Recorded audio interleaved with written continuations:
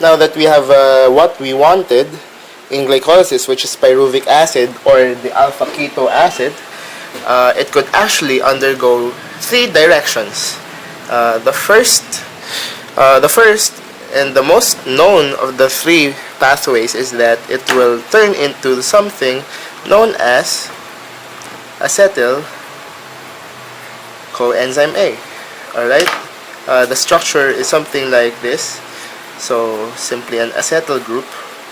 Then, this is the coenzyme A portion. So, this is acetyl coenzyme A. And the enzyme responsible for this one is known as pyruvate dehydrogenase complex, or PDH complex.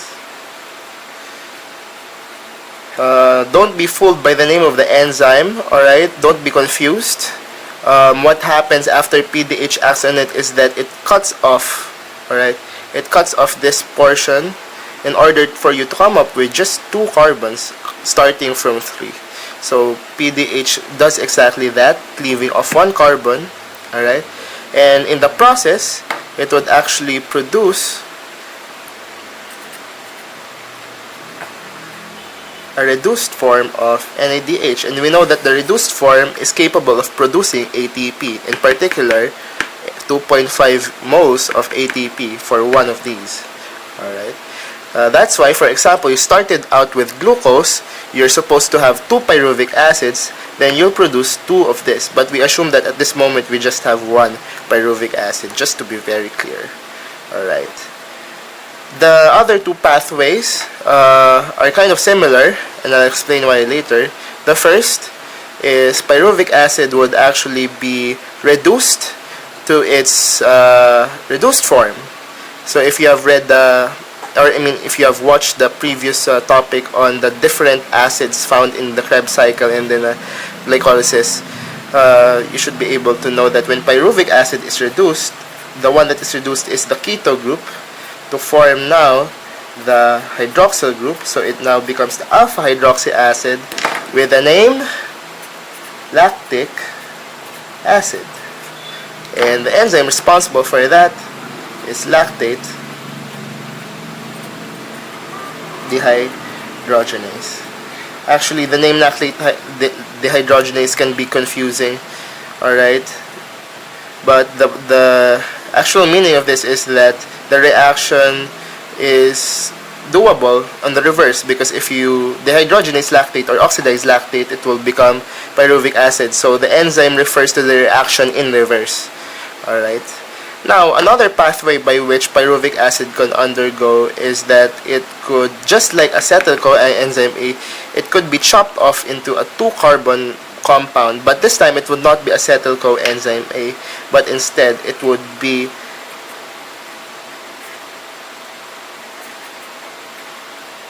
this. Or simply put, skeletal formula like this. What's this? Alright, very obviously, this one is ethanol. Alright, this one here is ethanol.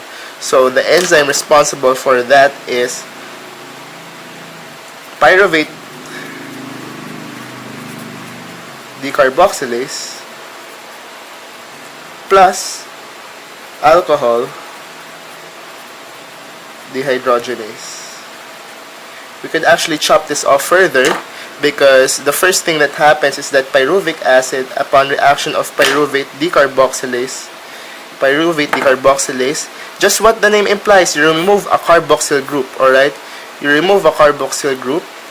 So what happens is that you remove this one, you remove this one, so you're ending up with this, right? You remove this, you end up with this. But you have here the formal group. So what's this?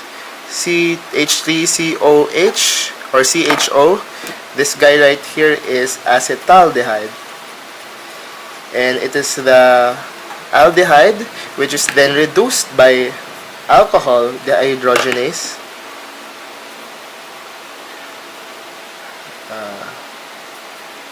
to form finally, what happens when you reduce acetaldehyde? It becomes finally the one that we want, exactly ethanol. Alright, so the two pathways here are similar on two terms. First, they actually, instead of producing NADH, they consume NADH in order to form NAD. So instead of producing energy, you are using up energy in this particular, in these particular reactions. And second, these two reactions, alright, are predominant in anaerobic conditions.